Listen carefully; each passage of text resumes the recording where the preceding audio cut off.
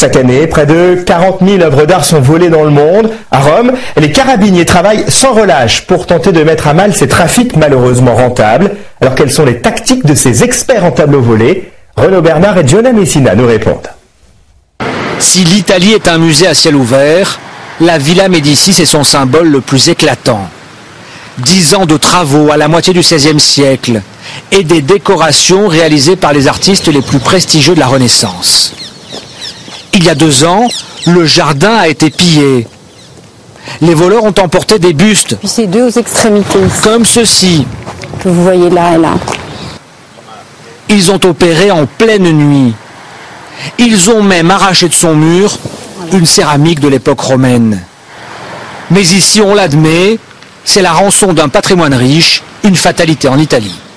Malheureusement, c'est quelque chose d'assez commun que subissent musées, églises particuliers, sites à Rome comme à Naples par exemple, à Pompéi ou d'autres sites. Contre les pilleurs et voleurs d'œuvres d'art, l'Italie compte des experts reconnus dans le monde entier. Ces carabiniers sont des spécialistes dans la protection du patrimoine culturel. À leur disposition, la plus grande base de données d'œuvres d'art volées. Avec, à Rome, Tokyo ou Paris, rien ne peut se vendre sans qu'il soit alerté. On a répertorié plus de 6 millions d'œuvres d'art. On contrôle tous les catalogues de vente aux enchères pour voir s'il n'y a pas d'objets volés mis en vente. Aussi vite repérés, aussi vite saisis. Et les œuvres récupérées sont d'abord stockées ici, dans la chambre forte des carabiniers. Un rêve de collectionneur, tous les arts, tous les styles, toutes les époques. Ce violon a été fabriqué pour Charles IX, le roi de France du XVIe siècle. Valeur inestimable. Il y a de quoi remplir des musées entiers. On parle de millions d'euros. Les tableaux sont signés Giorgio de Chirico ou encore Modigliani.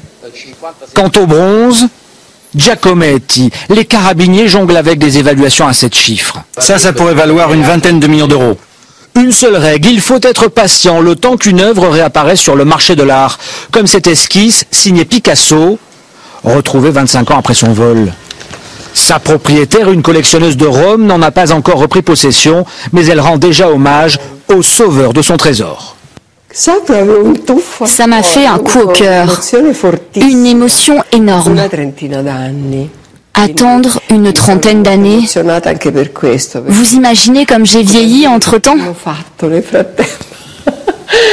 Une efficacité telle que l'Italie a décidé de célébrer ses héros du patrimoine culturel, en mettant à l'honneur leurs plus belles prises.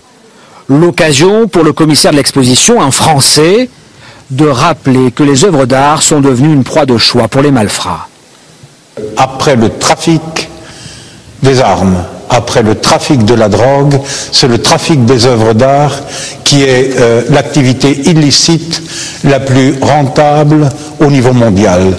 Aussi, les carabiniers sont loin d'être à court de travail. Selon Interpol, près de 40 000 œuvres d'art sont volées dans le monde chaque année.